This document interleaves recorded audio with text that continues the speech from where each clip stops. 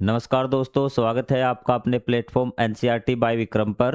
तो मेरे कुछ साथी अध्यापकगण हैं जिनके कमेंट आए थे कि सर ये लेसन 2 और 3 में हमें ये डाउट आ रहे हैं और बच्चों को समझाने में भी दिक्कत आ रही है। बाकी कुछ स्टूडेंटों ने कहा था कि सर ये थोड़ा सा इजी करवाइए, क्योंकि ये क्वेश्चन ऐसे, एक दो क्वेश्चन ऐसे जो हमें समझने में दिक्कत हो रही है। तो उसी चीज़ को सोल्व करने के लिए हम ये डाउट क्लास लेके आए हैं और मैंने आपको बार बार कहा है कि आप प्लेलिस्ट से पढ़िए। कि एक डाउट आ गया ना, वो मैक्सिमम बच्चों को डाउट आएगा, वो चाहे उसको समझ ले लेकिन फिर भी कुछ ना कुछ कमी रह जाती है। तो इसलिए मैं आपसे रिक्वेस्ट करता हूं कि आप जब भी पढ़े, सामाजिक अध्ययन के 14 के 14 लेसन मैंने आपको पर्सन आंसर समेत पीडीएफ में अरेंज कर दिए गए हैं। आप चैनल के प्लेलिस्ट में जाइए, वहां आपको मिल जाएंगे। और उसके जो डाउट सेशन है वो प्लेलिस्ट के बीच में ही मिलेंगे। जैसे ही लेसन समाप्त हो गए तो उसके क्या होंगे, आपको डाउट मिल जाएंगे अलग से वीडियो में। 5-10 मिनट का वीडियो बनेगा, इसलिए मैं आपसे कहता हूँ कि प्लेलिस्ट से देखिए। तो लेसन सेकंड में ये डाउट था कि महासागर और महाद्वीप जीवन पर, विशेषकर मानव जीवन को कैसे प्रभावित करते हैं, ये आपसे पूछा गया। इस क्वेश्चन में कहता है सर लैंग्वेज थोड़ी सी टफ हो गई, समझ में आ गया लेकिन बिल्कुल अच्छी तरह से 100% नहीं हुआ। तो उसी को 100% करवाने के लिए आज मैं आया हूं। जो भी आपके डाउट होंगे सेकंड और थर्ड लेसन की वो हम सोल्व करेंगे। क्वेश्चन है महासागर और महाद्वीप पृथ्वी पर विशेषकर मानव जीवन को कैसे प्रभावित करते हैं। तो इसमें आपको क्या लिखना है कि पहले तो आपको बता दूं क्वेश्चन क्या था, सॉरी, क्वेश्चन क्या पूछा गया। क्वेश्चन ये पूछा गया है कि मानव जीवन पर, सभी जीव जंतुओं पर और मानव जीवन पर जो महासागर और महाद्वीप कैसे वो प्रभावित करते हैं। तो आपको क्या करना है कि महासागर के उपयोग लिखने हैं कि वो हमारे जीवन में कैसे काम आते हैं, और कुछ नहीं करना। और थोड़ी सी उसकी आपको ये लिखनी है कि उनके कारण हमें क्या समस्याएं हो सकती है। महासागर रिलेशन में आपको ये करना, इसी प्रकार आपको महाद्वीप के रिलेशन में भी करना है कि महाद्वीप है वो किस प्रकार हमारे जीवन को प्रभावित करते हैं। चलिए देखते हैं लिखना क्या है। महासागर जीवन के लिए बहुत महत्वपूर्ण है। ये हमें वर्षा देते हैं जो पौधों, जानवरों और मनुष्यों के जीवन के लिए जरूरी है। महासागर कैसे वर्षा देते हैं, क्योंकि जो जल है ना, जो पानी है बारिश का, वो आपका महासागर से ही आता है, इसलिए हमें वर्षा देते हैं। ठीक है। महासागर ऑक्सीजन भी बनाते हैं, महासागर नहीं बनाते, क्योंकि महासागर के अंदर जो वनस्पति है ना, पेड़ पौधे हैं, वो आपके ऑक्सीजन बनाते हैं। और जलवायु को, ऑक्सीजन है तो जलवायु का संतुलन और उसको ठंडा रखते हैं, ग्लोबल वार्मिंग नहीं होने देते। तो ये लाभ हो गया।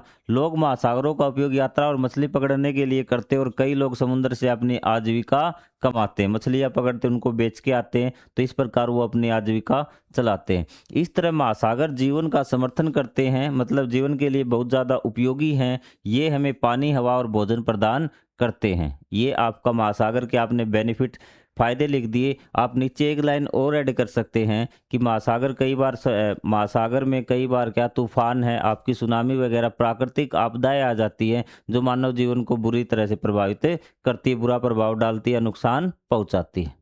महासागर का क्लियर। उसके बाद महाद्वीप भी। महाद्वीप बड़े भूमि के क्षेत्र है जहां पर हम सभी रहते हैं। पहली बात तो ये होगी महाद्वीप पर ही हम रहते हैं। प्रत्येक महाद्वीप की अपनी जलवायु, पौधे और जानवर और संस्कृति होती है। कि जितने भी आपके महाद्वीप हैं उनके पौधे अलग अलग है, जलवायु अलग अलग है। ठीक है। वहाँ की जो व्यवस्था है, संस्कृति है, वो अलग अलग है। आप अपनी जो संस्कृति, वो आप जो यूरोप है जहाँ पे अंग्रेज रहते हैं, वो किस प्रकार से खाना खाते, किस प्रकार के कपड़े पहनते, भाषा, उनका रंग रूप सब आपका क्या है, अलग है। ये हो गया आपका महाद्वीप की अपनी जलवायु के अनुसार संस्कृति होती। आप यहाँ तक इसको कर सकते हैं बस।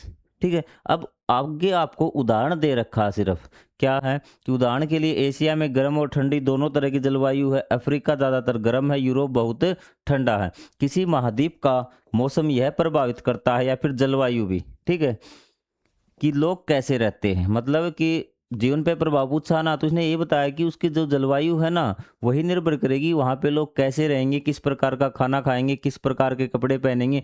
ठीक है। ये सारी चीज़ें कि जलवायु यह निर्धारित करेगी कैसे रहते हैं, उनके कपड़े, भोजन और घर सब अलग होते हैं। इसलिए महाद्वीप हमारे जीवन और संस्कृति को आकार देने में बड़ी भूमिका निभाते हैं। अब बताइए आपको इसमें कोई डाउट अब बचता है क्या। महाद्वीप आपने बता दिया, महासागर आपने बता दिए। ठीक है। चीज़ें क्लियर हुई। उसके बाद जो आगे जो डाउट आया था वो आया था, बार बार बच्चे कह रहे थे कि सर हमें ये जो आपकी वर्ग पहली है ना, इनके आंसर करवाइए, क्या आएंगे भी।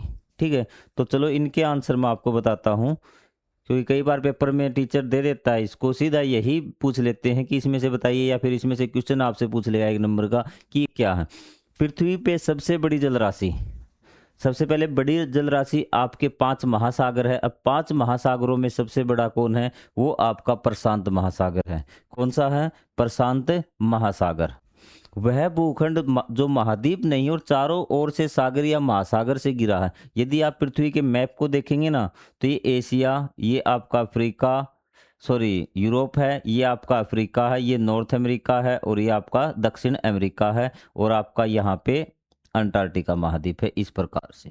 तो आप देखिए ये सारे, ये भी पानी से भरे हैं, चारों तरफ से पानी से घिरे हैं, लेकिन इसने इस बात का खंडन कर दिया। तो क्या महाद्वीप इसका उत्तर होगा? कई कहते हैं महाद्वीप इसका उत्तर होगा, लेकिन इसने बता दिया कि वो चीज महाद्वीप नहीं है भी, तो ये चीज तो नहीं है। और जमीन के जो छोटे छोटे टुकड़े पानी से घिरे ना चारों तरफ से, उनको क्या बोलते हैं भी? वो होते हैं आपके द्वीप। तो इसका क्या उत्तर आएगा? द्वीप। चीजें क्लियर हैं यहाँ तक? महासागरों से उत्पन्न होने वाली बहुत बड़ी विध्वंसकारी लहर भी, एक लहर उठती है, मतलब प्राकृतिक आपदा है महासागर से, उसको क्या बोलते हैं? उसको बोलते हैं सुनामी भी। क्या बोलते हैं? सुनामी। महासागरों द्वारा प्रचुर मात्रा में उत्पन्न, इसके 2 उत्तर आपके हो सकते हैं। एक तो हो सकता है नमक। क्या होता है? नमक की महासागर में ही जो आपके हैं नमक बहुत बड़ी मात्रा में उत्पन्न होता है, मतलब वहां से हम प्राप्त करते हैं। और दूसरा उत्तर आएगा इसका ऑक्सीजन। क्या आएगा? ऑक्सीजन। क्योंकि जो आपकी महासागर में नीचे वनस्पति है वो बहुत बड़ी मात्रा में ऑक्सीजन उत्पन्न करती है, और वो आपका क्या है कि इसलिए महासागरों को आप पृथ्वी के फेफड़े कहा जाता है। ये चीज़ क्लियर हुई? दोनों में से दोनों ही आपके सही होंगे। महासागर, ये नमक भी प्रचुर मात्रा में, बहुत ज़्यादा मात्रा में, और ऑक्सीजन भी। एक बड़ा महाद्वीप जिसका भारत भाग है भी, वो कौन सा महाद्वीप है जिसका भारत भाग है? तो इसमें तो बेटा गलती मत करना, ये आएगा आपका एशिया। क्या आएगा? एशिया।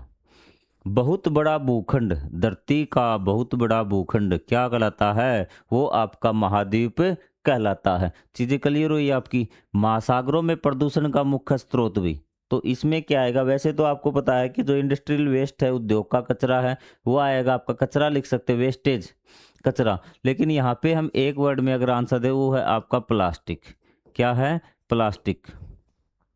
क्लियर हुई चीजें? सबसे छोटा महाद्वीप, सबसे छोटा महाद्वीप आपको पता है कौन सा है? आपका ये ऑस्ट्रेलिया। क्या है? ऑस्ट्रेलिया। पृथ्वी पर सबसे बड़ा द्वीप, उसका नाम है ग्रीनलैंड। क्या है? ग्रीनलैंड। रह गया क्या कुछ? अच्छा, ये रह गया आपका सबसे ठंडा महाद्वीप। ये आपका नीचे है ना, जो आपका दक्षिणी ध्रुव के पास है, वो आपका अंटार्कटिका महाद्वीप सबसे ठंडा महाद्वीप है। चीज़ें क्लियर हुई? किसी भी क्वेश्चन में कोई डाउट हो आप कमेंट करना। अब लेसन नंबर जो आपका 3 था, उसमें ये आपका डाउट बचता है कि सर ये क्वेश्चन हम कैसे करें, आपने करवाया नहीं। तो मैंने आपको क्या कहा था कि जो सेकंड क्वेश्चन है उसमें आपको सबसे पहले देखिए, एक एक करके बिल्कुल आराम समझेंगे। आपका कस्बा या गांव नगर किस प्रकार के स्थल रूप पर स्थित है भी। अब आपको सबसे पहले पता लगाना है कि आपका कस्बा, गाँव या नगर आप जिसमें रहते हो किस प्रकार के स्थल रूप है। तो सबसे पहले आप कस्बा, गाँव, नगर को छोड़िए, आपका राज्य देखिए कैसा है, कि आसपास की भूमि कैसी है भी। अगर वो समतल मैदान है या फिर पठार पे है, तो या फिर आप वो पर्वतीय क्षेत्र है, तो आप लिख देंगे कि हमारा नगर या गांव मैदानी भाग पर, मैदान होंगे तो या मैदानी क्षेत्र में होगा, पर्वत होगा तो पर्वतीय होगा, ठीक है, पठार होगा तो पठारीय क्षेत्र पर होगा। हो गया तीनों? अब मुझे क्या पता आप हिमाचल प्रदेश में रहते हैं, राजस्थान में रहते हैं, या फिर आप उड़ीसा में रहते हैं। क्लियर हुई चीज़ें? ये हो गया। इस अध्याय में बताई गई विशेषताओं में से कौन सी विशेषताएं आप अपने आसपास देखते? अब आपको विशेषता लिखनी है। क्या लिखनी है? विशेषता। विशेषता में क्या लिखोगे? अगर पठार है, सबसे पहले तो आपको फसलें लिखनी है कि यहाँ की मिट्टी कैसी है भी। सबसे पहले आपको क्या लिखनी है? मिट्टी के बारे में, कि मिट्टी पर्वतीय है, ठीक है, या फिर उपजाऊ मिट्टी है, जलोढ़ मिट्टी, किस प्रकार की मिट्टी है। फिर उसके बाद खेती, कि कौन सी फसलें उगाई जाती हैं, यहाँ पे इस प्रकार की खेती उगाई जाती हैं। और आसपास कोई अगर आपका स्थल हो, कोई तीर्थ स्थल है, कोई बड़ी इंडस्ट्री है, तो उसका नाम आपका, अगर आपके राज्य में भी है ना, तो भी आप लिख सकते हैं, ठीक है।